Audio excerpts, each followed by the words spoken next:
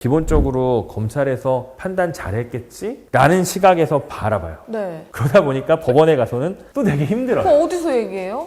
그래서 성범죄로 무고당하면 남자만 억울하게 처벌받는 거 아니냐라는 말들이 나오는 거고, 일면 타당한 부분이 사실 있습니다.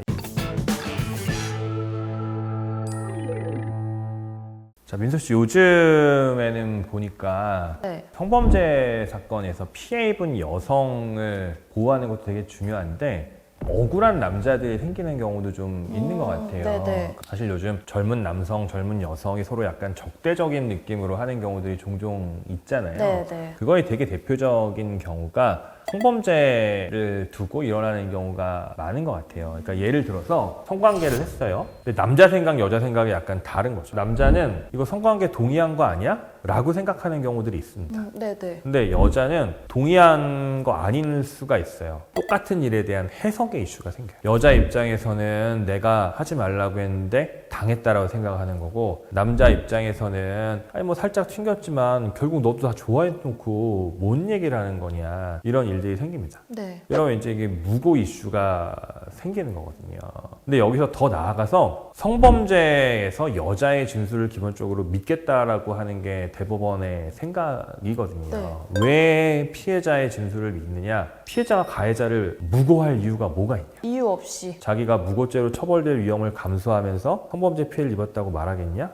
아니다. 그리고 피해자의 진술이 대체적으로 일관되고 구체적이고 무고할 만한 동기가 없다면 기본적으로 피해자 진술을 믿어라 라는 건데, 피해자 진술을 믿어라 라는 말을 법원이 함부로 할 수 없기 때문에 네. 이렇게 얘기해요. 피해자 진술을 함부로 배척해서는 안 된다 라는 워딩으로 씁니다. 근데 함부로 배척하면 안 되니까 결국 믿어야 되는 거죠. 그쵸. 이런 대법원의 태도를 이용해서 여자가 남자를 무고하는 경우가 꽤 생겨요. 그리고 저희 댓글창에서 혹시 그 댓글 보셨어요? 어떤 제가 변호사님하고 연기를 한 거잖아요. 저는 제가 네네네네. 실제로 당한 건 아니지만 그냥 네, 어떤 네. 사례를 보기만 하고 연기를 했는데, 댓글창에 저 여성분은 자기가 당한 것도 아닌데 일관성 있게 저렇게 얘기하는 거 봐라. 저러니까 법원에서 유죄 때리지 않냐 남자한테. 근데 맞아요. 실제로 저 여성은 당한 사람이 아니다. 이런 댓글도 있더라고요. 맞아요. 여기서 하나 알아야 되는 게 뭐냐면, 판사든 검사든 경찰이든 진실을 몰라요.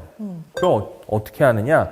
당사자가 하는 주장과 그 주장을 뒷받침하는 증거를 가지고 판단하는 거거든요. 그럼 여기에 판단에 오류가 있을 수도 있잖아요. 있죠, 네. 그런데 이렇게 하는 거 외에는 방법이 없어요. 그러면 결국은 할 수 있는 유일한 방법이라는 게 이 사람들이 하는 말 듣고 증거 가지고 판단하는 거, 이거 외에는 현실적인 방법이 없거든요. 당연히 이런 방법에도 한계가 있을 수가 있는 거죠. 오판하는 거를 막기 위해서 법률이 장치를 만들어 놓습니다. 어떤 장치를 만들어 놓냐면, 10사람의 범죄자를 놓쳐도 한 사람의 억울한 사람 만드는 건 안 돼. 네. 라는 법언을 만들어요. 네. 그게 뭐냐면, 애매하면 가해자로 지목된 사람한테 유리하게 판단해라. 아, 억울하면 안 되니까. 네, 이런 원칙이 있어요. 이게 소위 얘기하는 무죄 추정의 원칙이에요. 네. 근데 법원에서 피해자 진술을 함부로 배척하지 말라고 해버리니까, 그러니까요. 뭐야, 무죄 추정한다며 라는 식이 돼서 이거 유죄 추정하는 거 아니야? 이렇게 돼서 이상과 현실이 막 왔다 갔다 하는 애매한 상황이 생겨요. 그러게요. 어떻게 풀어야 될까요? 반대로 무고에 대응하는 가이드라인이 따로 있나요? 가이드라인이라고 할 수 있는 게 사실은 없어요. 자기가 이제 무고를 당했다라고 하면 피해자가 거짓말하는 거를 어떻게든지 간에 찾아내는 게 핵심이에요. 뭐 CCTV가 됐던 네. 아니면 누군가의 증언이 됐던. 맞아요. 이게 되게 중요하고, 자기가 주장하는 사실관계에 부합하는 증거들을 가지고 있어요. 그런데 수사 단계에서는 피해자가 뭐라고 주장하는지에 대해서 전부 다 알려주지 않습니다. 그러니까 수사 단계에서는 방어하기가 진짜 힘들어요. 근데 기소되고 나면 법원에서는 기본적으로 검찰에서 판단 잘했겠지? 라는 시각에서 바라봐요. 네. 그러다 보니까 법원에 가서는 또 되게 힘들어요. 그거 어디서 얘기해요? 그래서 성범죄로 무고당하면 남자만 억울하게 처벌받는 거 아니냐라는 네. 말들이 나오는 거고, 일면 타당한 부분이 사실 있습니다. 그럼 수사 단계에서는 어떻게 해야 되느냐? 되게 유능한 변호인을 선임해야 돼요. 그래서 얘기를 듣고 이 유능한 변호인이 담당 수사관이나 검사하고 얘기를 약간 해보여야 합니다. 얘기를 나누는 과정에서 수사를 많이 해본 사람의 감으로 아 지금 뭐가 이슈가 돼서 지금 뭘 해야 되는 상황이구나 라는 걸 캐치할 수 있어요. 이거 일반 사람들은 캐치 못하고 어떻게 대응해야 되는지 맞아요. 그러니까 수사를 안 해보신 변호사님들은 이거 캐치하기 솔직히 어렵습니다. 이런 거를 캐치해서 수사 단계에서 이렇게 막을 수 있는 부분들을 막을 수가 있어요. 그리고 이제 법원 단계로 넘어오면 피해자가 하는 말들을 쭉 보면서 여기 허점이 있네, 여기 허점이 있네 이런 걸 짚어야 돼요. 허점의 핵심은 뭐냐? 거짓말입니다.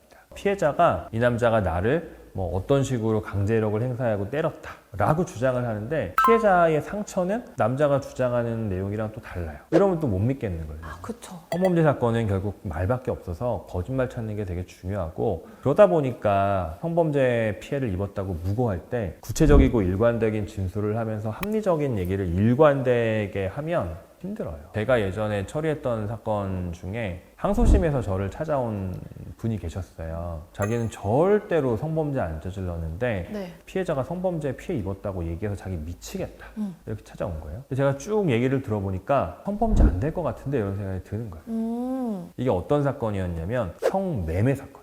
성매매? 네. 이 사람은 자기는 성매매를 했지 성범죄를 저지르진 않았다. 그러니까 이 여성한테 성관계 대가를 지급하고 성관계를 했는데 갑자기 이 여자가 나를 성범죄 가해자로 고소했다. 나 미치겠다 이거. 네. 내가 성매매한 건 잘못했는데 내가 성범죄 저지른 건 아니다. 이런 얘기를 하더라고요. 근데 이 여자는 나 성매매한 적 없고 성범죄 당했다 라고 이야기를 하는 상황이었어요. 정말 답답한 상황이었죠. 근데 1심에서 유죄가 났고요. 근데 1심에 피해를 주장하는 사람에 대해서 네. 증인신문을 했더니 한 18페이지 정도가 나오는 증인신문을 했어요. 근데 그 상황에서 제가 보니까 물어보고 공격해야 되는 것들을 제대로 공격한 게 하나도 없는 거예요.